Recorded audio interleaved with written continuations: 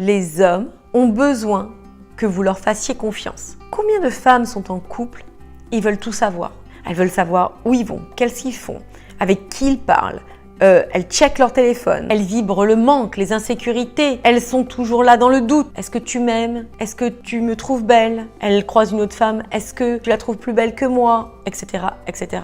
Et tout ceci, en fait, va éroder votre relation, va l'étioler petit à petit. Parce qu'un homme a besoin que, en premier lieu, vous vous sentiez belle, que vous vous sentiez valable, que vous vous sentiez confiante.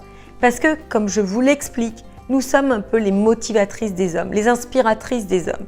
Et si vous ne sentez pas assez suffisante, assez belle, assez confiante, la femme de la situation, la femme de sa vie, comment voulez-vous que lui puisse s'y retrouver? Il va se dire que si elle doute d'elle-même, et bien du coup, pourquoi moi je devrais l'aimer? Vous voyez, c'est toujours une question de vase communicant. Ce que vous éprouvez pour vous, les autres vont l'éprouver et vice-versa. Vous ne pouvez pas, en fait, scinder votre monde extérieur de vous. Votre monde extérieur est le prolongement de votre monde intérieur. Et de la même manière dans les relations amoureuses, si vous ne vous aimez pas, vous ne pouvez pas attendre de l'autre qui vous apporte l'amour. L'autre ne peut pas être votre sauveur, l'autre ne peut pas pallier à vos manquements.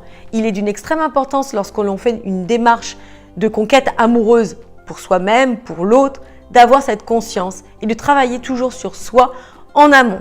Je le répète, c'est Amma qui en parlait. Le meilleur moment pour réussir sa relation amoureuse, c'est avant de rencontrer l'autre. Quand vous êtes prête, eh bien, c'est là où vous pouvez réussir votre histoire. Aussi, imaginez quand vous avez réellement confiance en vous, confiance en l'autre. Eh bien, il n'a qu'une envie, c'est de revenir vers vous. Parce que vous lâchez prise, vous le laissez faire, vous lui laissez l'opportunité d'exercer son job, d'exercer sa qualité d'homme, d'être bien dans ses baskets, de lui permettre cette liberté, de lui donner cet espace.